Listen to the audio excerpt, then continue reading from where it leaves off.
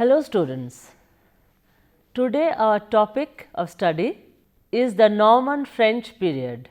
Although the topic sounds like a history topic, actually we are going to study the early English literature in its formative years. During the Norman French period, feudal culture was at its height. Tales in verse and lyrical poems appeared, praising the bravery and gallantry of noble knights, their heroic deeds and chivalrous attitude towards ladies. Let us now start with the historical background of Norman French period. The name Norman is a softened form of Northman. The Normans were a hardy race of sea rovers inhabiting Scandinavia. In the 10th century, they conquered northern France, which was given the name Normandy, and by intermarriage with the natives, they adopted French civilization and French language. In the middle of the 11th century, the internal feuds among the Anglo-Saxon earls invited a foreign conquest. In 1600 AD, William, Duke of Normandy, crossed the English Channel and defeated the English at Hastings in a great battle. Within 5 years, William the Conqueror became complete master of England.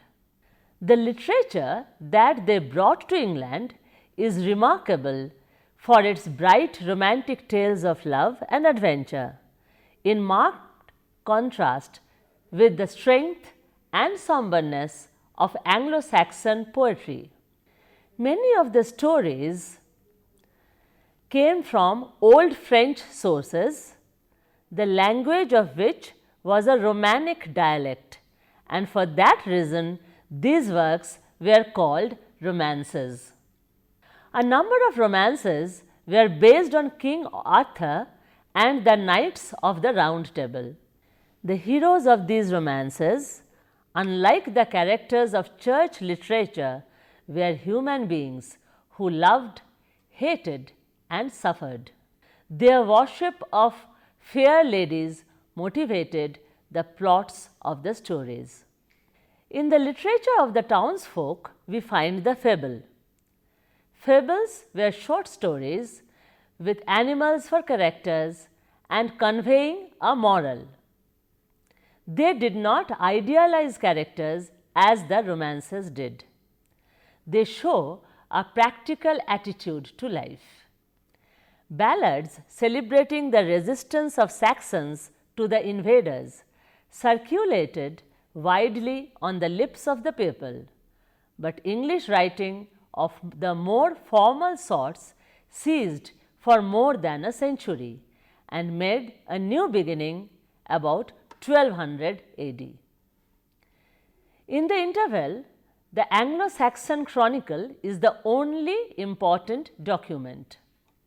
In language and literature, the immediate result of the conquest was to make of England a trilingual country, where Latin, French and Anglo-Saxon were spoken separately side by side.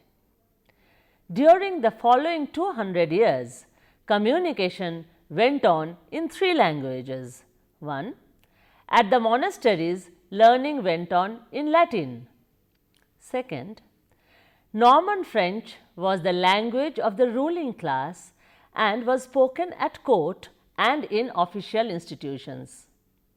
3. The common people held firmly to their mother tongue. In spite of this, however, the language changed so much in the course of time that we must speak about it.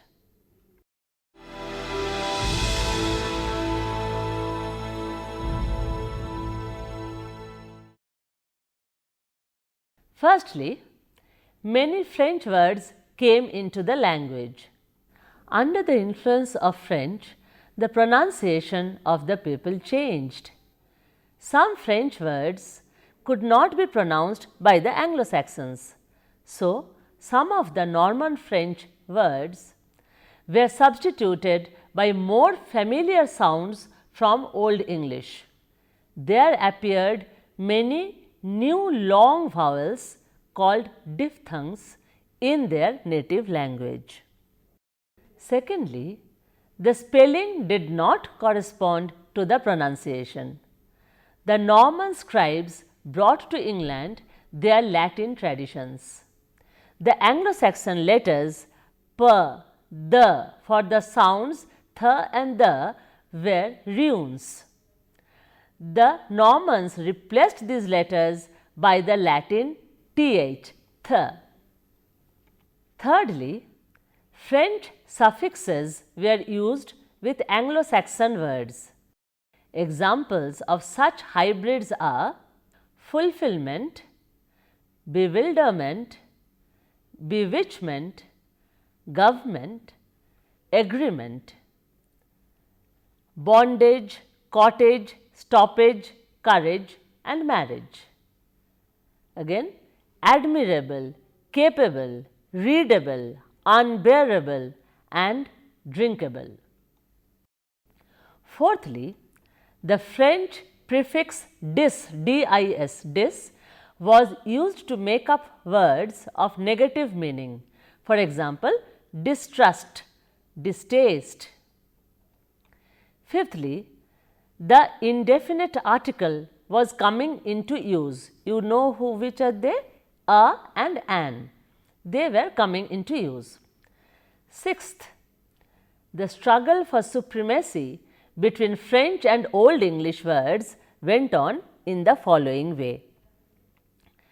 Firstly, if the French word meant a thing or idea for which there was no name in English, then the French word came into the language. Such words were those related to government, church, court, armor, pleasure, food, art, etc. Secondly, if the object or idea was clearly expressed in English, then the English word remained. Next, if both words remained, then it was because of a slight but clear-cut difference in the meaning. For example, calf and wheel, ox and beef, sheep and mutton. Next point is, as a result of this process, there appeared a large store of synonyms. Each of them has its own shade of meaning. The use of one or other of these synonyms makes all the difference between the written and the spoken language. I will give you some examples. Note the difference between the following verbs. Those of Anglo-Saxon origin are used in conversation, while the verbs of French origin are used in formal speech. The examples: to give up, to abandon, to give in or to give over, to surrender, to come in, to enter, to begin, to commence, to go on, to continue. Norman French and Anglo-Saxon were molded into one national language only towards the beginning of the 14th century.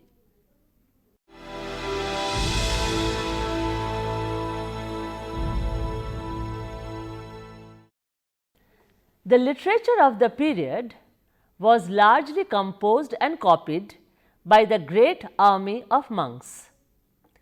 It exhibits everywhere a thorough uniformity in types and ideas.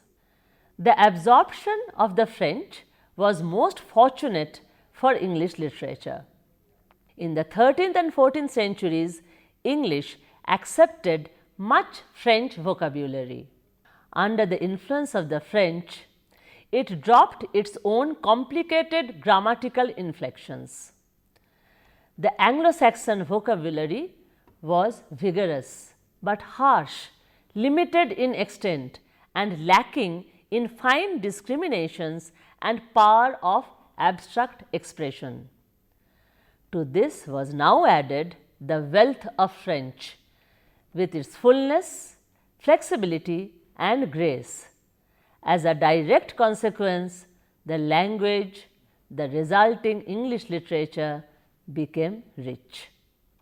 Another characteristic is the pervasive use of allegory.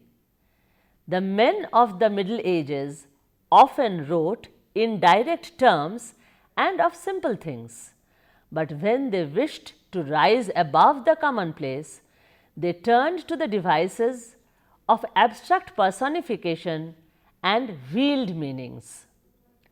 No doubt, this tendency was due to an idealizing dissatisfaction with the crudeness of their actual life. It was greatly furthered by the medieval passion for translating into elaborate symbolism all the details of the Bible narratives.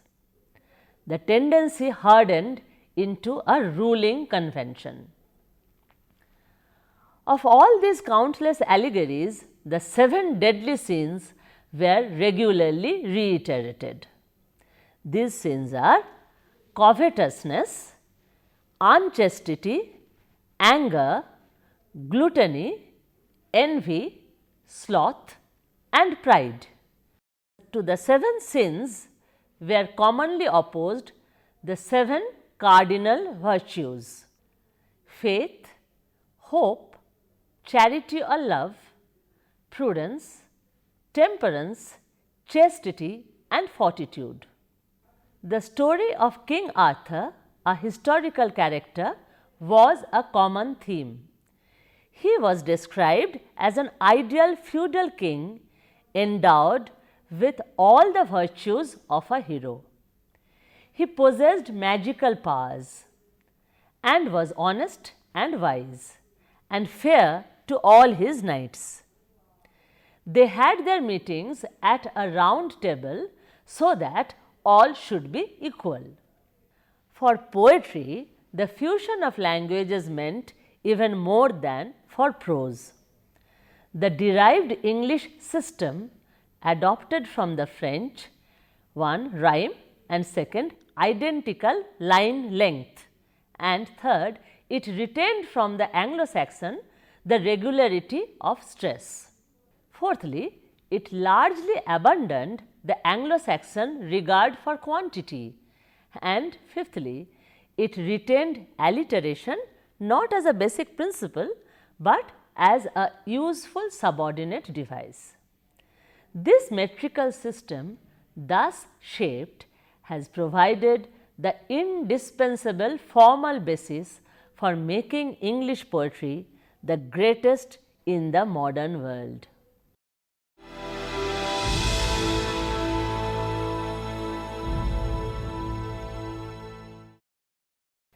We may divide the literature of the period into religious and secular. Religious writings were far more important as literature during the Middle Ages than in recent times, and the separation between the religious and secular was less distinct than now. The forms of religious literature were largely the same as in the previous period. There were songs, many of them addressed to the Virgin, some not only beautiful in their sincere and tender devotion, speaking for the fine spirits in an age of crudeness and violence, but occasionally they were very beautiful as poetry. There were paraphrases of many parts of the Bible, lives of saints, in both verse and prose. Perhaps worthy of special mention is the Cursor Mundi, which means surveyor of the world, which was an early 14th century poem of 24,000 lines and relating universal history from the beginning on the basis of the biblical narrative. Most important of all, for their promise of the future, there were the germs of the modern drama in the form of the church plays. So, this much for religious literature. Now, we come to the secular literature. In secular literature, the variety was greater than in religious. The best known of all is the cuckoo song of the 13th century, intended to be sung in harmony by 4 voices. Another is Alison, which means fair Alice. There were also political and satirical songs and poems of various sorts. Among them were certain bestiaries, accounts of the habits of animals drawn originally from the classical tradition. Most of them were highly fantastic and allegorized in the interests of morality and religion. There was an abundance of extremely realistic coarse tales, hardly belonging to literature, in both prose and verse. Most numerous of all the prose works were the chronicles, which were produced generally in the monasteries in the 12th and 13th centuries. They were written mostly in Latin, some in French, and a few in rude English verse.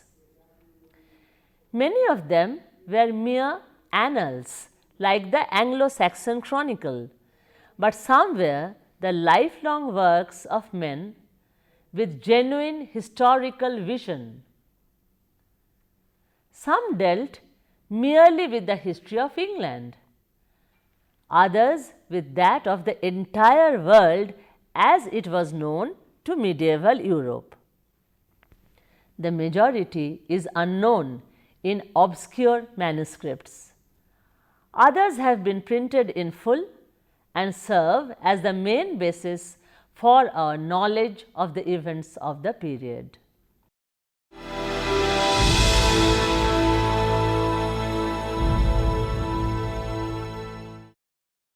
The chief form of secular literature during the period was the romance, especially the metrical or verse romance. The typical romances were the literary expression of chivalry. They were composed by professional minstrels. By far the greater part of the romances were written in French, and the English ones are mostly translations or imitations of French originals. Frankly abandoning reality, the romances carry the chief interests of the medieval lords and ladies, knightly exploits in war and love, into the world of idealized and glamorous fancy. This was the topic everywhere. All romances have this topic. Their only purpose is to hold attention by succession of marvelous adventures, natural or supernatural. There were, however, exceptional authors, genuine artists, masters of meter and narrative, possessed by a true feeling for beauty. In some of the romances, the psychological analysis of love is subtle and powerful. These were the direct precursor of one of the main developments in modern fiction. The romances may very roughly be grouped into 4 classes. First come those which are derived from the earlier French epics and in which love is subordinate to the military exploits of Charlemagne and his 12 peers in their wars against the Saracens. Second are the romances which retell in romantic fashion the great stories of classical antiquity, mainly the achievements of Alexander the Great and the tragic fortunes of Troy. Third come the Arthurian romances, and fourth, those with native English heroes. Of these last sort, two, namely Kinghorn and Havelock, spring direct from the common people. In both substance and expression, these two reflect the hard reality of their lives. Two other books, Guy of Warwick and Bevis of Hampton, belong to the upper classes. Of all the romances, the Arthurian, which is the third one I spoke of, are by far the most important. They belong peculiarly to English literature because they are based on traditions of British history. But they have assumed a very prominent place in the literature of the whole Western world. They are rich in varied characters and incidents. To this, a universal significance could be attached. In their own time, they were the most popular works of their class and one of the chief sources of inspiration for modern poets and romancers.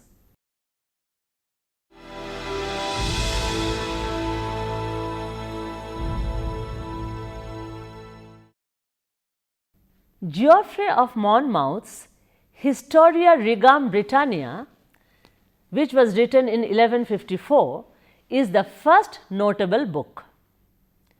Geoffrey, a Welsh monk, wrote in Latin a history of the Britons from the earliest times to the 7th century.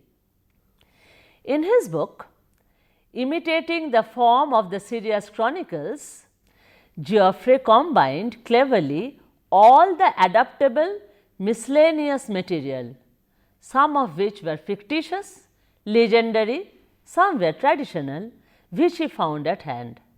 And aided by his imagination, he wrote a complete history of England. Although totally fictitious, people believed in it and a strong patriotism grew in the people.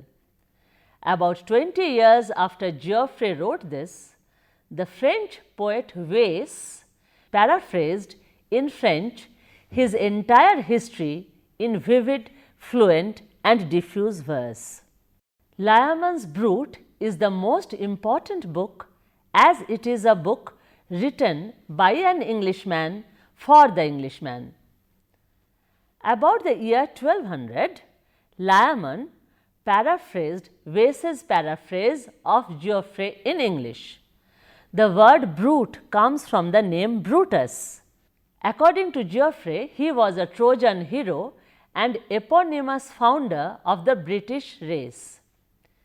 His 32,000 half lines, in which he imperfectly follows the Anglo-Saxon alliterative meter, are rather crude.